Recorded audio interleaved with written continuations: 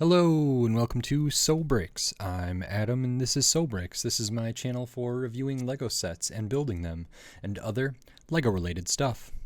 In this video I'm going to be taking a look at the Lego Star Wars Spider Tank set. This is set number 75361. It has 526 pieces and I paid $50 for this set. Now, I believe this was one of the sets, I thought this was originally slated to be released around May 4th, but then I think it got delayed and maybe delayed again. I was excited for this set and then I kind of lost interest after a while, and now I finally decided to pick it up. It was one that I was going to maybe wait to get on a discount. I think this might be one of the sets that'll eventually go for maybe 20% off or something to get this down to $40. That might be a more comfortable price, but either way, at this time, I did pick this up for retail, so in this video, I'm going to open this up, I'm going to put this together, and then I'm going to share my thoughts on it. So while I build, I will speed the video up, and then I'll slow it back down to review this set. So, until then, enjoy! Okay, so while we are looking at the build for this Lego Star Wars Spider Tank set, I just wanted to say thank you. Thanks for watching, and thanks for subscribing and commenting and all that stuff. I really appreciate it. And then I just wanted to remind you that if you haven't already, maybe consider giving this video a like and clicking the thumbs up. And also, if you haven't already, maybe consider subscribing to my channel. We're on the road to 1,000 subscribers, so I already passed 500 at least of recording this. So it's already grown a lot more than I thought it would, and I'm just very grateful, and I hope to continue to grow. So tell your friends and get people to subscribe. It is appreciated. It helps me a lot. It helps me reach new people. So I'm just very grateful. So maybe consider giving it a like, giving it a subscribe, leaving me a comment. That's all very appreciated. But views and everything else is wonderful too. So thank you so much. And with all that said, we can go back to the rest of the build for this Lego Star Wars Spider Tank set, and then on to my review for this set.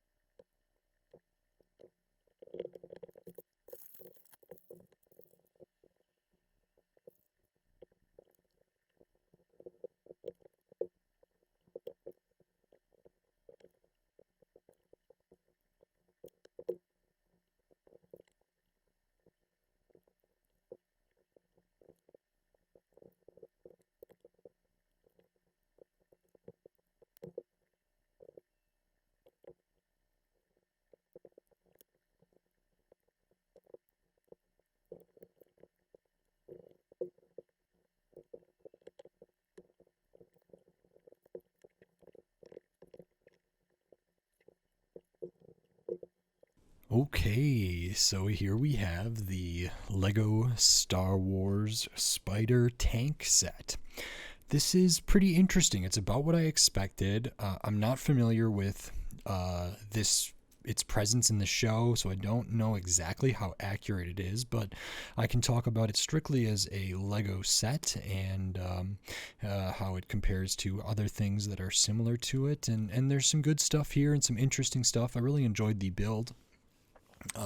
But the first thing we'll take a look at, like we normally do, is the minifigures here, because you do get a couple.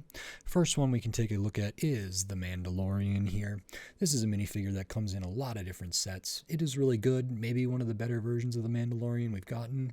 Nice production work on the helmet there, with good printing and kind of good depth looking stuff there on the side.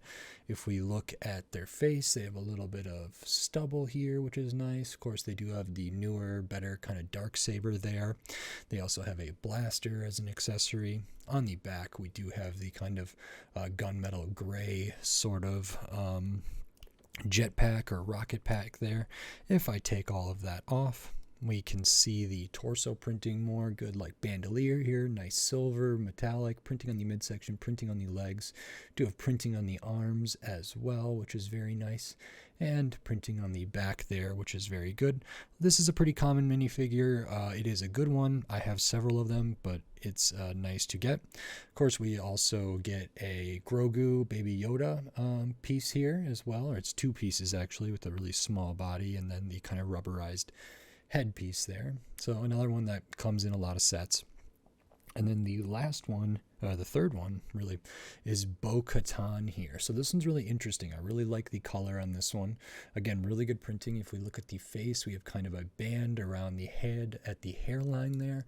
We do get an alternate face for this character with a different expression and still has that band there. And this character also comes with a helmet. And I really love the printing on Bo-Katan's helmet. There's some really good production work. The colors are really nice, change of pace. It does have the antenna there, so it does have holes on the side, but I really like that.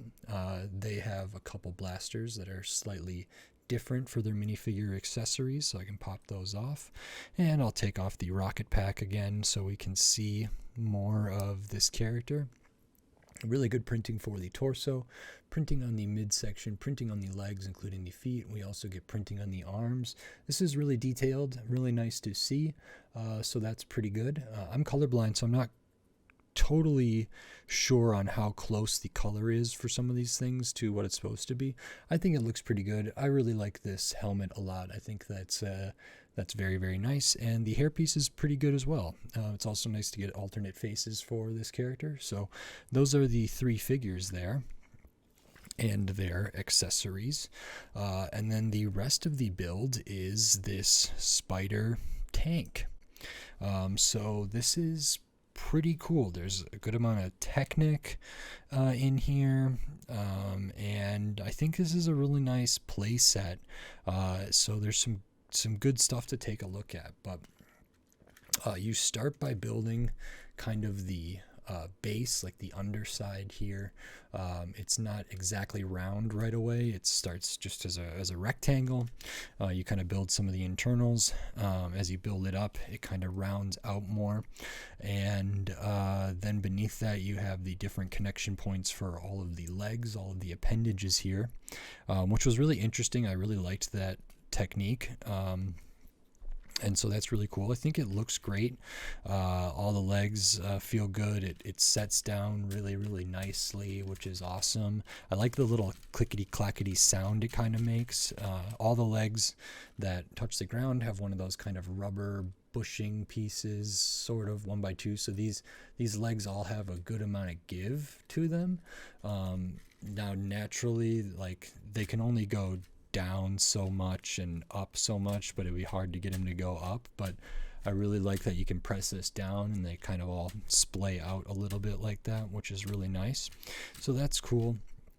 There is a little bit internals in here, so you do kind of build that up as you work around the whole kind of circular kind of bit here, and you can open that up. So I'll show that here. This opens up and that reveals two stud shooters there. So I like that it can go down all the way, easy enough to put up. It is a little bit strange that you have to, these are upside down, so in order to use them, you'd have to get your finger kind of underneath in here, which is a little interesting.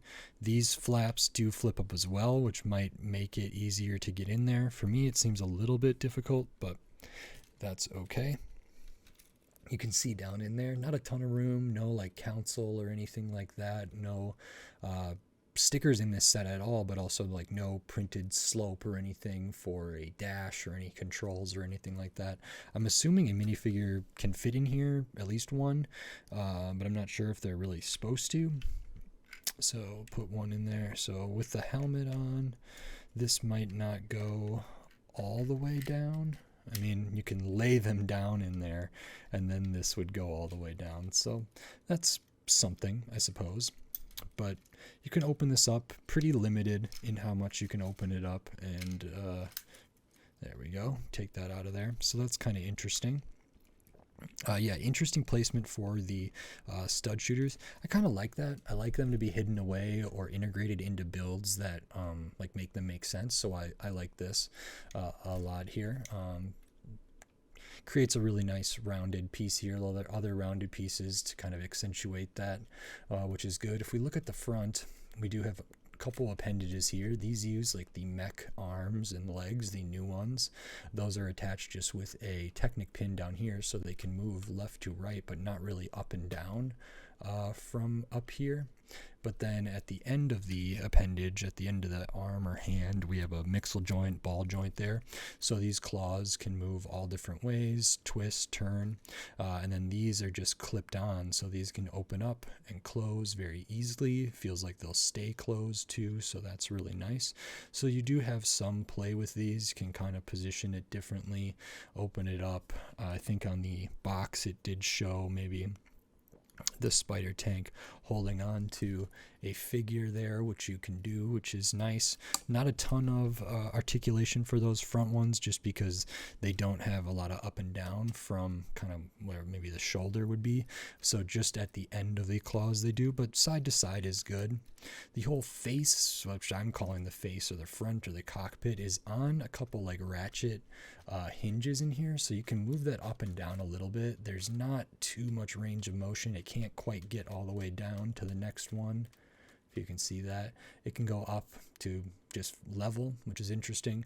These little appendages here, claws or teeth or whatever they are, for like a mouth looking thing, those can be moved a little bit too. Those are on a hinge. I actually thought the build for this part up here was really interesting, with some good techniques there, so that was nice. We get these nice flexible tube elements here. Taking a look at the backside, very, very basic. Uses a lot of like clipped on pieces to finish up the kind of rounded nature of that. I like that for the most part. You don't see odd colors. If I open that up, you can see there's like a little bit of gold in there that was used, and some other stuff. But not a ton. And then the legs are connected in a really interesting way. So all these legs have a little bit of give to them. They can't like really hold a position very well, but they can move, like I showed, up and down, a little bit of side to side here, a little bit of side to side here, more side to side up there. This one, a little bit of side to side, a little bit of side to side, and more up front.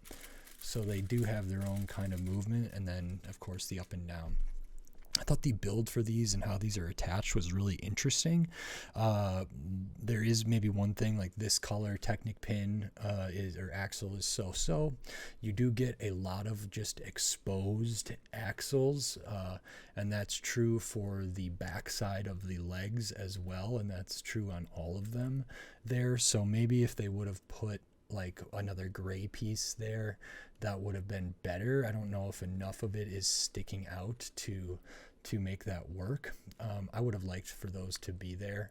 There's one on the other side, so it would have been nice to get them on the other side, although maybe Lego wouldn't do that. Easy enough modification. I have lots of these little gray pieces, so adding like 6 more of those I think would go kind of a long way to cover up that exposed axle there. It might limit a little bit of the movement side to side here, but that doesn't seem like that's too much of a loss. So that's something to consider, but I did like how the legs were built. Like I say, kind of a Technic structure there, but they're pretty nice and they feel really good, and I think they look really good. So that's good to see. I think this fits really good in the hand. I like like I mentioned, I really like the sound, the clicky clacky. I like that it can just set down. I like that you can kind of press it down further. It would be pretty cool if you could like pose this in different ways and these could get into positions and like hold them there. But I also don't know if with Lego's current pieces, if that would be possible. And maybe there's people out there who might mock up a better version of this. Maybe if they made this a little bit bigger, they could do some stuff a little differently. I think this is pretty cool. It's got a good footprint, good size, looks pretty great, looks very arachnid or crab-esque, which is awesome. Like the little like mandrels here, mandibles, or whatever, the little in the mouth area.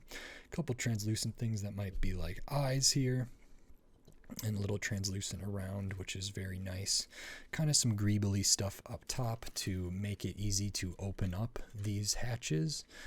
which is very good. Nice to consider that, but it also just looks like kind of extra details there. Not a ton of like weird gaps. I mean, a little bit here with the clip, a little bit right here, a little bit right there. And then most of the stuff below that is kind of acceptable. It looks very mechanical, looks very inorganic, which I think works. I think the back of it's pretty lackluster here, and seeing the back of all of these legs is not the best either. So it definitely looks better from this side. And I think this is pretty cool. It went together really quick. I liked how it was built. There's some repetition because you do have to build these legs, which are largely all the same, but that's to be expected. And there was some interesting stuff, interesting techniques I thought that I liked, especially up in the kind of head face area here. And then the legs themselves, like using that rubber piece to kind of get that little bit of movement in there, I think is really smart and works really well. So this is pretty good. I think it's feels good in the hand. It can be held. It can't really like walk or be posed in any real way with the legs, but the front can be posed a little bit. And then, you could maybe, if you had other Lego, if you wanted to make a scene out of this could probably sit on uneven ground. Okay. So if the 4 back legs here are like that, the front legs could be up. You could probably do it on 3 legs or 2 legs. If it was on uneven ground, I think it would still like work pretty well, which is nice because all of these are kind of independent. I think if 1 or 2 of them are on, a brick or a different plate elevation, it would still feel pretty sturdy, which is good. And overall, I think this is pretty nice. I was excited about this set when it was like announced and first images came out. I know there was a mixed reaction online about it. I don't know what the consensus is about it now that it's been out for a while. I think there's a lot of really good stuff here. It's not perfect, but it's pretty good. I think the minifigures are pretty good. I think Mandalorian and Grogu are, pretty common. I think the Bo-Katan minifigures is pretty good. And their accessories are nice. And this is a fun toy. It's a good size. It feels good to handle. And I thought it was a fun build. So that's a win for me. I'll show the extra pieces. You do get extra of these visors and antennas for the helmets because those come pre-packaged. And then I'll show the rest of them there. We get, I have a couple studs in these stud shooters right now, so you would get like 4 extra of those translucent yellow or green there, maybe green. So you get 4 extra of those, and then these are the rest of the extra pieces. So an extra hilt, extra Darksaber blade, extra blaster, then your 1x1s, your studs, your tiles, your slopes, your Technic pins, bushings, axles, all different stuff. Nice to get like a full extra Darksaber. Nice to get an extra blaster here, extra stud shooter trigger there, so that's all good. And then there's another one of those translucent things for the stud shooter, so I have 2 in here. You get 4 extras plus 1, so that's quite good to get those. This set is 526 pieces, 2 minifigures, 2.5, 2.25, Grogu, whatever. 526 pieces. It's retails for $50. I think on some level that makes sense. I think there are some Star Wars sets that are more expensive, that have less pieces, that are okay, better, worse. It kind of all depends. This is about what I was expecting, but I think this set would be better at $40. So 20% off brings it down to $40. That feels a little better for me. I think the most recent X-Wing and the most recent like Boba Fett ship or Slave One and a few other ships like all started retailing at $50 and then could be pretty reliably found at around $40. I think the same for like the AT-ST as well. I think that like originally started at maybe $49.95 or $50, and you could get it for lower.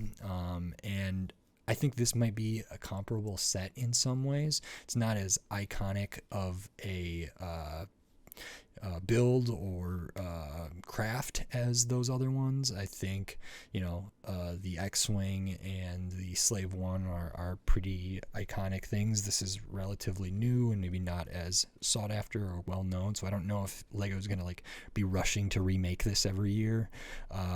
But it does feel to me like a set that might go on sale at a certain point, in which case I think for $40, this is a pretty good pickup if you like the Mandalorian, if you liked the scene in the thing. I think that's good. Or if you're a Star Wars completionist, I just like it. I think it's a good toy. So I really like how you can set this down and just move it around really nice, and I do love the sound that it makes. A couple good figures, which is really good. Some play features, and I just think it looks really nice and stands on its own. I think it's kind of an interesting little set. I think it could be better. Like I say, some of these exposed axles around the bottom of the legs aren't perfect. It does feel a little unfinished there, but maybe that couldn't be avoided, or maybe that can be adjusted, like I said, with those little gray pieces there. But that's that. I think, the value's okay. I think $50 is a little much, even though the price per piece makes sense, whatever. I think $40 would be really, really good and kind of right where I'd want this to be. Anything less than that would be better. So this is okay. But I like it. I liked the build a lot, and the minifigures are fine. So I'm glad I got to take a look at it, and I like this. Let me know what you think in the comments below about the spider tank, or if it's true to its appearance in the show, or if you have any thoughts or issues with this set or anything else. I would love to read comments about it. And that's it for this video. So if you like this video, please consider clicking the thumbs up and giving it a like. And if you like my other videos, please consider clicking the subscribe button so you can stay up to date on all the Lego videos I'll be doing here in the future, including more Lego Star Wars, and then just tons of other Lego sets from all different themes, all different shapes, sizes, price points, and piece counts. Tons of different stuff. So subscribe so you don't miss it. We're on the road to 1,000 subscribers, and I'm really hoping to get there. This channel's grown a lot, and I hope it keeps growing. So thank you everybody who subscribes. I really appreciate it, and I'll try to plan something special for like the next major milestone. If you want to support this channel and support my videos, you can do that right here through YouTube with memberships and supers. And I also still have the Patreon, which is in the description and on my channel page, patreon.com/sobricks. Get exclusive videos and early videos for all my releases and other stuff there. So I'm going to keep trying to build that community as this continues to grow. So every little bit helps. So thank you very much. I appreciate everybody that gives and likes and comments and subscribes. So I'm just very grateful. And with all that said, until next time, thanks. Bye.